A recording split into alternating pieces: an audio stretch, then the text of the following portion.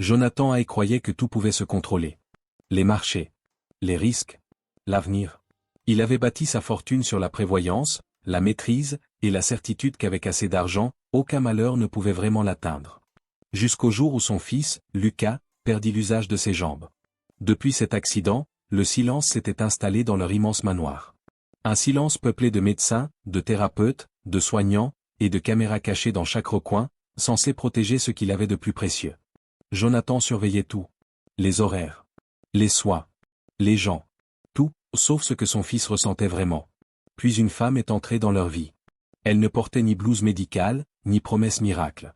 Elle était simplement femme de ménage. Elle s'appelait Elena.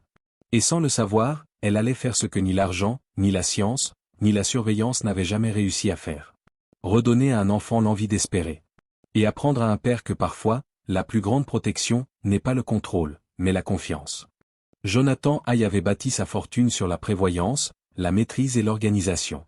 Ces mêmes instincts l'avaient poussé à installer des caméras de sécurité discrètes dans toute sa vaste demeure, non par paranoïa, mais par peur pour son fils. Lucas, 12 ans, était paralysé des jambes depuis qu'un conducteur imprudent avait grillé un feu rouge 3 ans plus tôt, brisant non seulement sa colonne vertébrale, mais aussi le fragile monde que Jonathan croyait pouvoir protéger par le seul argent. Depuis ce jour, le manoir s'était rempli de médecins, de thérapeutes, d'infirmières et de femmes de ménage qui allaient et venaient comme des saisonniers. Certains aimables, d'autres négligents, d'autres encore uniquement là pour le salaire. Jonathan avait appris à ses dépens que tout le monde ne traitait pas un enfant vulnérable avec la patience et la dignité qu'il méritait. Une voix qui s'élevait par inadvertance, une secousse brutale sur un fauteuil roulant, une thérapeute qui omettait des exercices quand elle pensait être seule. Chaque incident érodait un peu plus la confiance de Jonathan. Il avait donc dissimulé de minuscules caméras silencieuses dans les coins, les lampes et les étagères, se disant que c'était uniquement pour assurer la sécurité de Lucas. Pourtant, même lorsque les images étaient diffusées en direct dans son bureau privé, Jonathan les regardait rarement, car voir le quotidien difficile de son fils à travers un objectif lui donnait l'impression de rouvrir une plaie. Lorsque la précédente femme de ménage avait démissionné brusquement, prétextant un épuisement émotionnel, Jonathan en avait embauché une nouvelle sans trop réfléchir. Elle s'appelait Elena. Elle avait été discrète pendant l'entretien, son CV était sobre, ses références brèves mais sincères. Elle ne l'avait pas flatté et n'avait pas contemplé le sol en marbre avec admiration. Elle n'avait posé qu'une seule question. Lucas aime-t-il la musique? Jonathan y avait à peine prêté attention sur le moment. La première semaine s'était déroulée sans incident. Elena maintenait la maison impeccable, préparait des repas simples et respectait scrupuleusement l'emploi du temps de Lucas. Jonathan, absorbé par ses réunions et ses appels tardifs, la croisait rarement. Lucas, pourtant, semblait différent. Le garçon qui répondait autrefois aux questions par des haussements d'épaules ou des monosyllabes avait commencé à s'attarder dans la cuisine quand Elena fredonnait doucement en cuisinant. Ses yeux suivaient ses mouvements avec une curiosité que Jonathan n'avait pas vue depuis des années. Un soir, Jonathan rentra plus tôt que prévu, épuisé et agité, et décida, pour des raisons qu'il ne pouvait expliquer, d'ouvrir les enregistrements des caméras. Il ne s'attendait à rien. C'est peut-être pour cela que ce qu'il vit le bouleversa profondément. Sur l'écran, Elena était assise par terre, près du fauteuil roulant de Lucas. Elle ne parlait pas, ne faisait pas de thérapie, ne le touchait même pas. Elle était simplement là, sa respiration calée sur la sienne, les yeux fermés, les paumes posées sur le carrelage frais. Après un long moment, elle murmura quelque chose que Jonathan ne put entendre clairement. Les épaules de Lucas, d'ordinaire tendues, se relâchèrent lentement. Jonathan se pencha vers l'écran. Elena se mit à tapoter doucement le sol, un rythme si léger qu'il était à peine perceptible, puis tendit 2 cuillères en bois à Lucas. Le garçon hésita, perplexe, puis les entrechoqua. Elena sourit, non pas le sourire convenu d'une employée, mais un sourire authentique et encourageant, et se mit à tapoter à son tour. Un rythme se forma, maladroit d'abord, puis régulier. Lucas rit, un son que Jonathan réalisa ne pas avoir entendu librement depuis des mois.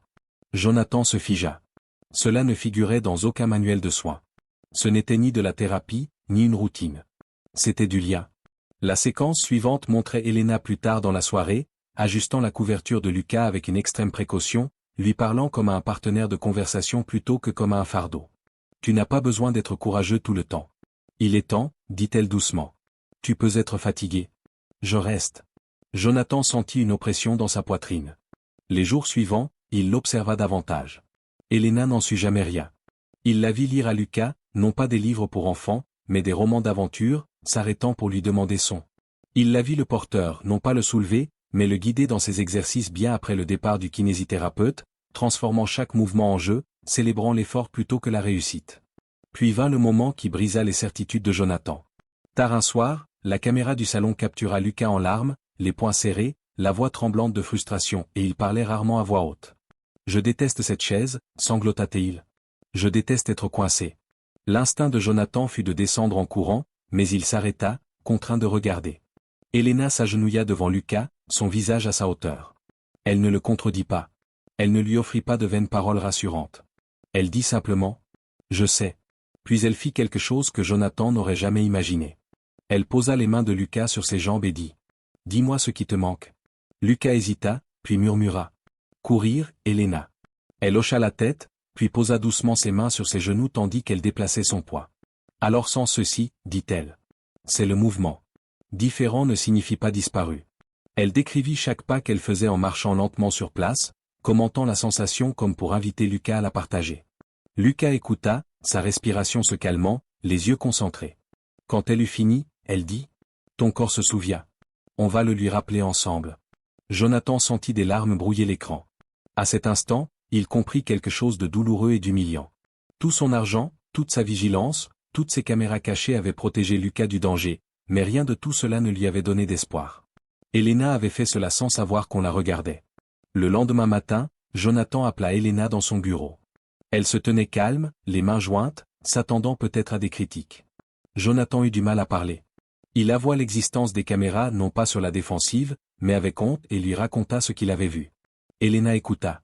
Puis, d'une voix douce, elle dit simplement « Je suis contente que tu aies vu son vrai visage. » Jonathan lui proposa une augmentation, un contrat, tout ce qu'elle voulait.